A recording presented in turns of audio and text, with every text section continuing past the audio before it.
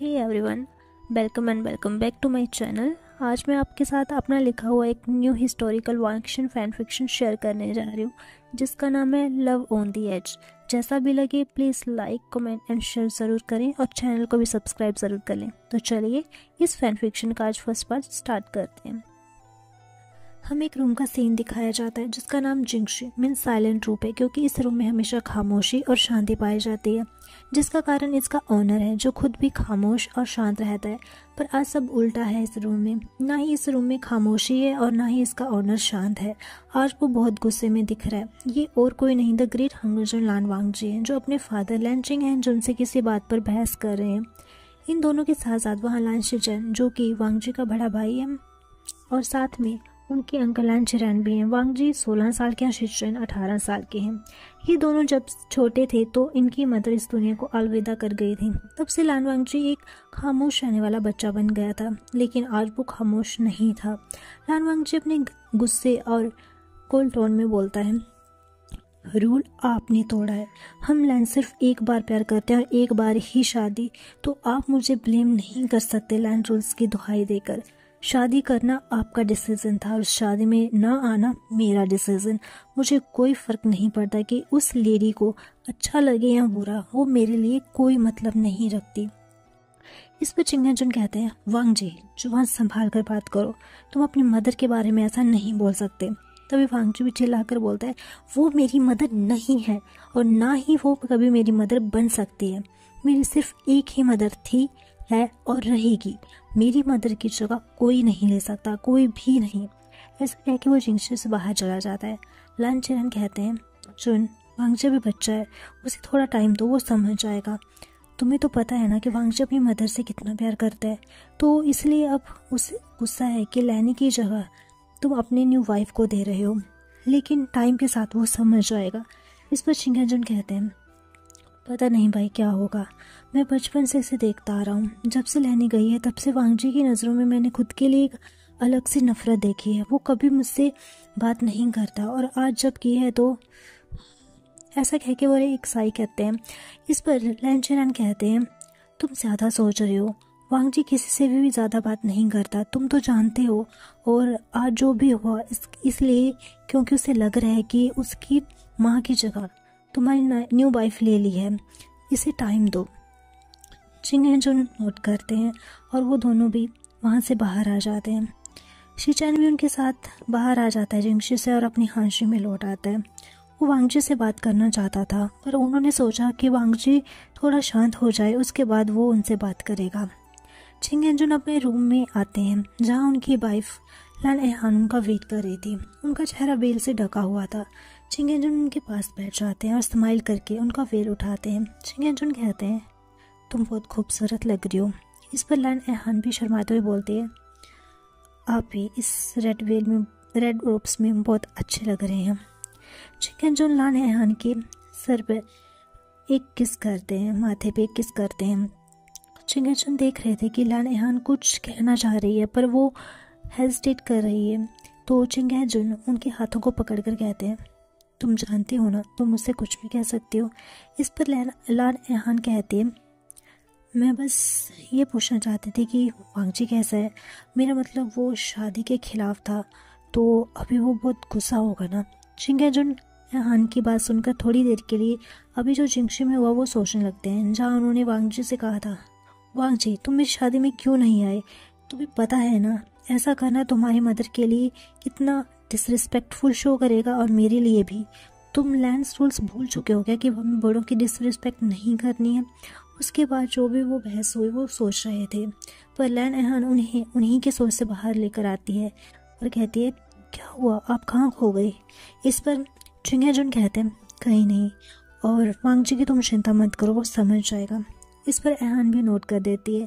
अब हमें scene cut करके वांगजी का दिखाया जाता है जो कि कोल्ड पोन में था। वो खुद को शांत करने की कोशिश कर रहा था और दूर से उसका भाई लान शिचैन उसको देख रहा था, जिसकी आंखों में सिर्फ पेन था अपने भाई को ऐसे देखकर। अब हमें नेक्स्ट डे का सीन दिखाया जाता है जहाँ पर लैन क्लैन में एक छोटा सा आयोजन किया गया है न्यू क्लैन लीडर्स को लेकर। वहाँ लैन क्लैंस के सभी लोग प्रेजेंट थे। तभी एक लैन एल्डर कहते हैं, लैन चिंगेजन जैसा कि हमने आपकी बात मानकर आपकी शादी को मंजूरी दे दी थी, पर जैसा कि तय हुआ था कि सज़ा के रूम में आपको क्लैन लीडर की पोजीशन से हटा दिया जाएगा, तो आज आपको अपनी ये पोजीशन छोड़नी होगी और हमारा नेक्स्ट क्लैन लीडर जो कि लान शिचेन को बनाया जाएगा, वो इस पोजीशन को आज ग्रहण करेंगे। तभी चिंग हेंजुन कहते हैं, मैंने आपसे कहा था कि मुझे ये सज़ा मंजूर है और मैं खुश हूँ। ये पोजीशन अब मेरा बेटा लान शिचेन संभालेगा और मुझे पूरा यकीन है कि वो बहुत अच्छा क्लैन लीडर प्रूव होगा। इसके बाद वो लान शिचेन की क्लैन लीडर की सेरेमनी करते हैं और उन्हें अनाउंस किया जाता है क्लैन लीडर। अनाउंसमेंट के बाद लान शिचेन कहते हैं कि वो एक अच्छा क्लैन लीडर बनने की पूरी कोशिश करेगा और अपनी सारी जिम्मेदारियां अच्छे से निभाएगा। साथ में वो ये भी कहते हैं कि जैसा कि आपको पता है कि हर साल की तरह इस साल भी हमारे क्लैन में अदर क्लैन्स के बच्चे पढ़ने आ रहे हैं जो कि नेक्स्ट वीक से आएंगे, और उन बच्चों में हमारा ऐसा है कि वो वांगजी की तरफ देख रहा था जो कि एज यूजुअल अपने एक्सप्रेशनलेस फेस के साथ खड़ा हुआ था, लेकिन शिचेन देखता है कि वांगजी की मुट्ठी कस उसकी विचैन पर टाइट हो गई है। शिचेन एक गहरी सांस लेते हैं और खड़े करते हुए बोलते हैं कि हमारा स्टेप ब्रदर भी आएगा और मैं बस ये चाहता हूँ कि आप सब उसे उतना ही सम्मान दें जैसा कि आप मुझे और वांगजी को देते हैं। अब मदर एहान और उनका बेटा हमारी फैमिली का एक पार्ट है, तो मेरी सबसे यही उम्मीद है कि जिस तरह आपने इस शादी को स्वीकार किया उसी तरह इन दोनों को भी आप हमारी फैमिली का पार्ट मानकर उनको सम्मान देंगे। बाकी नेक्स्ट वीक से बच्चे आ जाएंगे तो उनका भी हमें अच्छे से ख्याल रखना है, इसलिए इसकी भी तैयारी अच्छे से हो, ये हमें ध्यान रखना है। ये सब कह के शिचेन अपनी स्पीच ख़त्म करते हैं। उसके बाद वो लोग एक साथ खाना खाते हैं। आयोजन थोड़ी देर में ख़त्म हो जाता है, सब लोग रेस्ट करने के लिए अपने रूम में चले जाते हैं। क्लैन्स में न्यू स्टूडेंट्स के आने की खूब तैयारी चल रही थी। लान शिचेन अपने क्लैन लीडर होने की रिस्पॉन्सिबिलिटी अच्छे से निभा रहा था, जिसका लान चिरेन भी बहुत साथ दे रहे थे। ऐसे तो लान शिचेन के फादर को अब क्लैन्स के मामलों में ऑफिशियली दखल देने की इजाज़त नहीं थी, पर एज अ फादर वो अपने बेटे को भी गाइड ज़रूर करते थे जब भी लान शिचेन को उनकी ज़रूरत होती थी। लान क्लैन में सब कुछ ठीक से चल रहा था, पर शायद उनकी फैमिली में नहीं। सब लोग बहुत टेंस थे क्योंकि कल लान एहान का बेटा भी आ रहा है। वांगजी तो एहान को ही पसंद नहीं करता, तो उसके बेटे को कैसे बर्दाश्त करेगा। यही सोचकर एहान अपने रूम की विंडो से बाहर देख रही थी। तब चिंग हेंजुन कहते हैं, तुम चिंता मत करो, सब ठीक होगा। लान एहान उनके चेस्ट पर अपना सिर टिकाकर कहती हैं, काश सब ठीक हो जाए। दूसरी ओर वांगजी अपनी जिंगशी में था और उनके साथ लान शिचेन बैठे हुए थे जो कि वांगजी से बोल रहे थे, वांगजी मैं जानता हूँ तुम्हारे लिए ये सब सहन करना बहुत मुश्किल है, पर तुम्हें शांत होना होगा। हमारी मदर की जगह कोई नहीं ले सकता। मदर एहान उनकी अपनी एक जगह है, हमन माँ की अपनी एक जगह।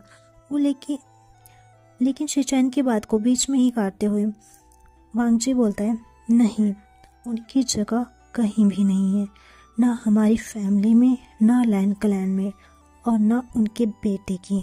वो अपनी जगह बनाने के बदले में मेरी माँ की जगह छीन रहे हैं, जो कि मैं ऐसा नहीं होने दूंगा।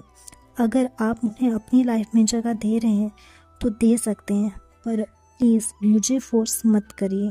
मेरी लाइफ में उन दोनों के लिए कोई जगह नहीं है।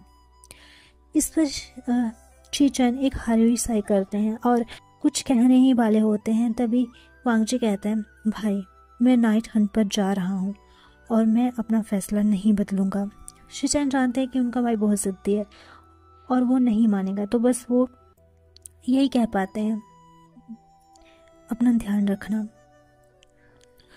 वांगजी नोट करता है और वहाँ से चला जाता है। शिचेन मन में कहता है, वांगजी अभी के लिए तो तुम अपने स्टेप ब्रदर को अवॉइड कर लिया, लेकिन अब वो हमारे साथ ही यहीं रहेगा लान क्लैन में।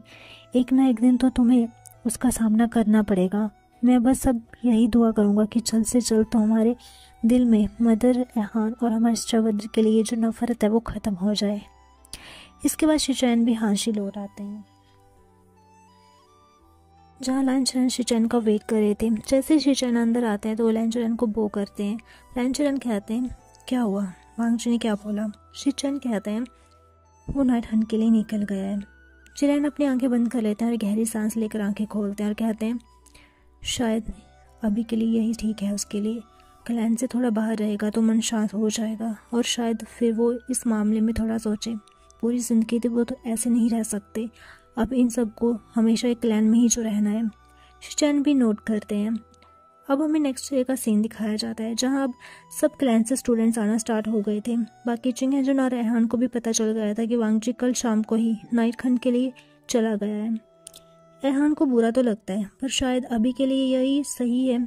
ये सोचकर क्लैंस में आ रहे स्टूडेंट्स की तैयारियों में वो लग जाती है और अपनी बेटी की आने की खुशी भी तो थी उसे।